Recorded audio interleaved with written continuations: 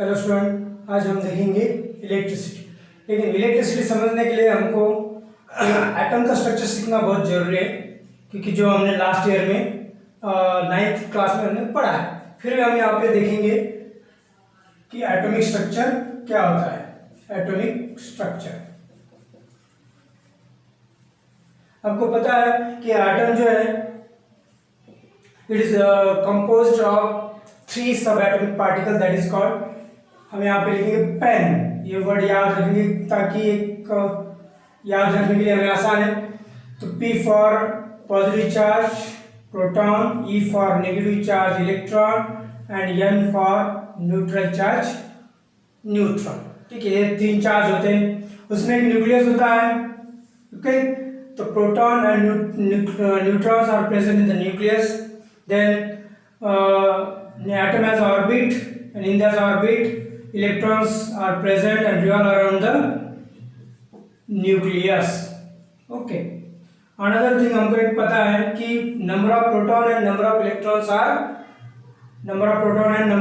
are equal in number, so atom is electrically neutral even though it contain electrical charges. Okay, positive charge and negative charge charge है उसमें, फिर भी वो electrically neutral है क्योंकि दोनों के नंबर जो है प्रोटॉन और नंबर्स के इक्वल्स है। ठीक है, ये सब सारी बातें हमें यहाँ याद रखनी है। ठीक है, और एक बात याद रखना है बच्चों, देखो कि ये जो इलेक्ट्रॉन्स जो है,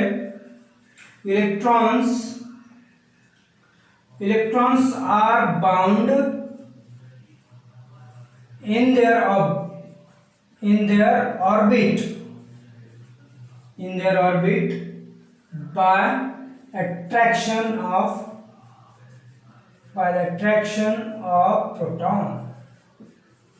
ये प्रोटॉन का ही अट्रैक्शन होता है कि जिसके वजह से ये इलेक्ट्रॉन वहां बाउंड होते हैं और रिवॉल्व होते हैं अराउंड द न्यूक्लियस। ओके, तो ये जो फोर्स ऑफ अट्रैक्शन जो है पॉजिटिव चार्ज का, it will decrease if we go away from this nucleus. Okay, as we go away from the nucleus, the force of attraction become decrease. Okay, तो जो last shell में जो electrons रहते हैं बच्चों, लास्ट शेल में जो इलेक्ट्रॉन्स रहते हैं ये थोड़े लूजली बाउंड रहते हैं, loosely bounded. Okay, as we apply some external force on these electron, they will free to move, and such electrons are called as free electron. बच्चों, फ्री इलेक्ट्रॉन जो है ना, ये किस तरह से होते हैं ये आपको अभी यहाँ पे समझ में आया। ठीक है, तो आपको पता है कि सभी जो मैटर है या फिर सभी जो मटेरियल है, all these are made up of atom, and atoms are electrically neutral, so that matter is also electrically neutral. Okay, so there are 2 types of matter. One is conductor. Okay, conductor ऐसा matter है कि जिसमें many free electrons रहते हैं, many free electrons are present, or this type of conductor allow many electron to become free.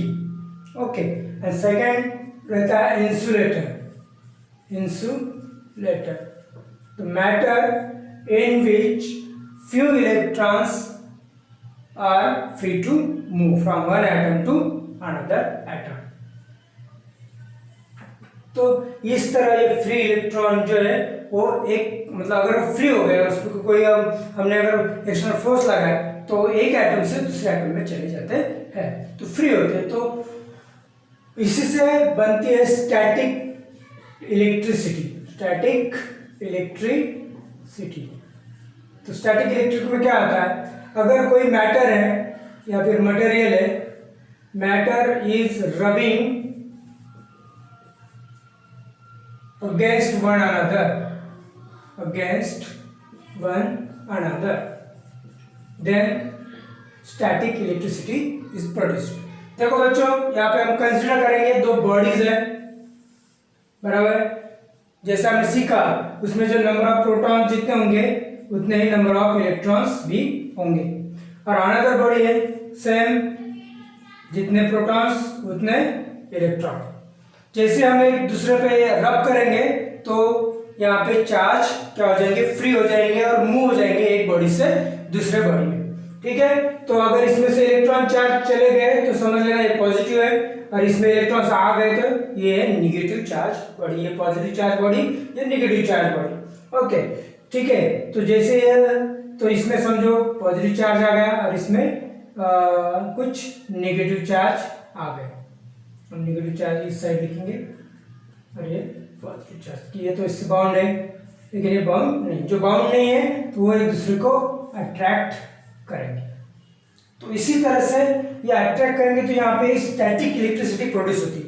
अगर यही charges अगर continuously move हो गए तो क्या होगा, तो वहां पे करंट फॉर्म होगा, चार्ज का current, flow of charge is called as current. तो वही हमें यहाँ पे सीखना है। ठीक है, यहाँ तक आपको सीखना, मतलब ये यहाँ तक आपको समझ में आया होगा, ऐसा मैं समझता हूँ।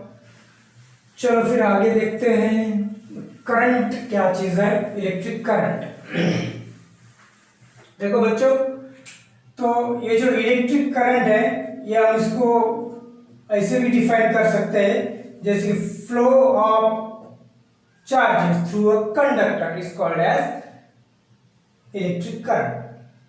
फ्लो ऑफ चार्ज मतलब कैसे, देखो समझो ये एक कॉपर का वायर है और आपको पता है कि ये एटम से बना है और एटम में लास्ट शेल में फ्री इलेक्ट्रॉन्स रहते हैं। जैसे हम इसको कोई सेल अप्लाई करेंगे तो सेल क्या रहेगा, एक एक्सटर्नल फोर्स रहेगा जो कि इलेक्ट्रॉन पे हम लगाएंगे, तो इलेक्ट्रॉन मूव होंगे, तो जैसे मूव होंगे तो इसमें से चार्जेस फ्लो होना शुरू हो जाएगा, तो that is called as electric current. तो इसको प्रॉपर्ली डिफाइन करेंगे हम यहाँ पे, rate of flow of charges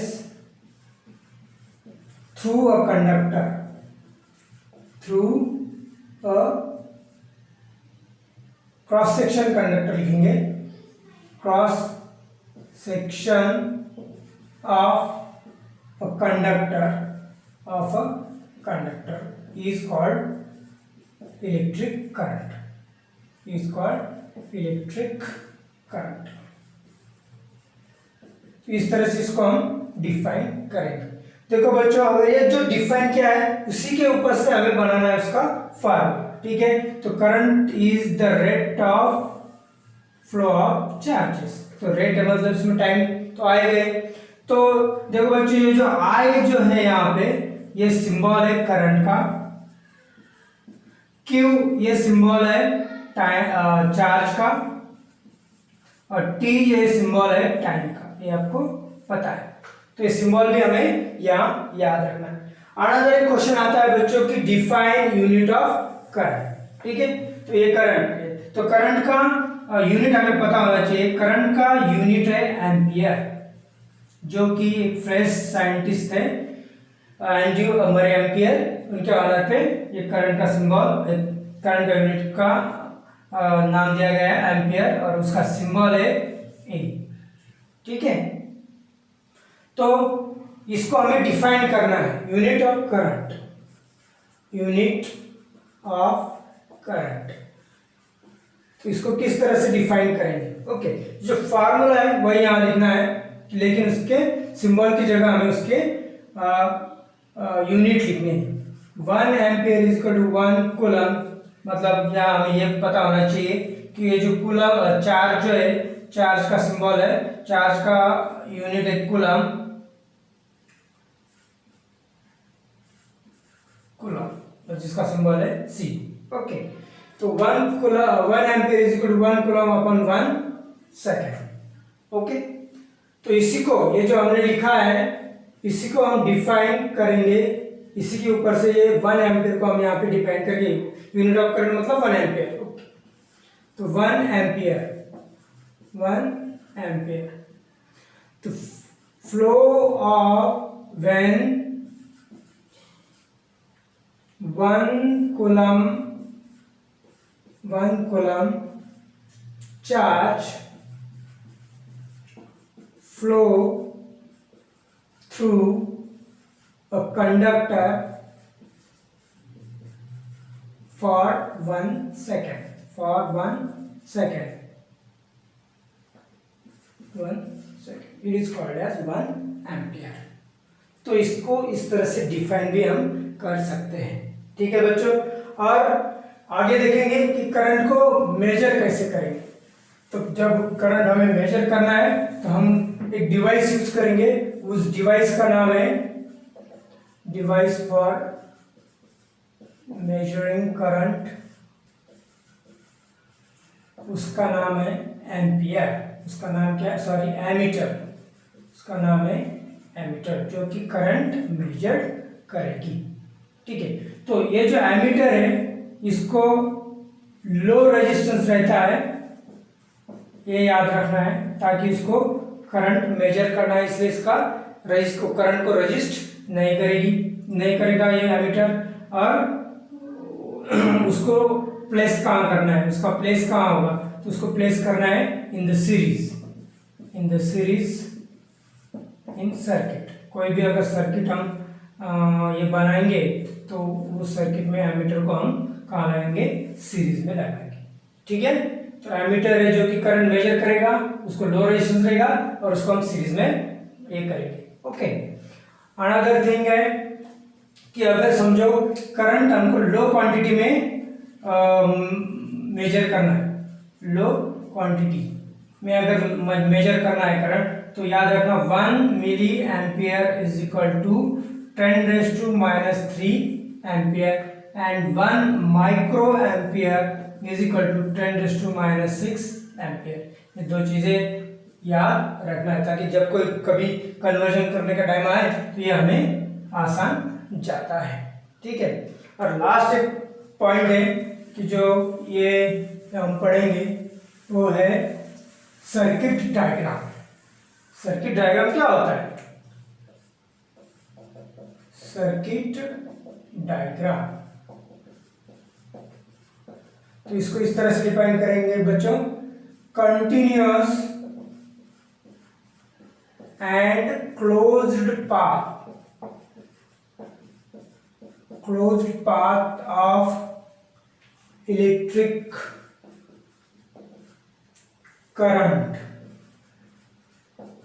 in an electric circuit, electric current in an, okay, the continuous and closed path of electric current is called circuit diagram।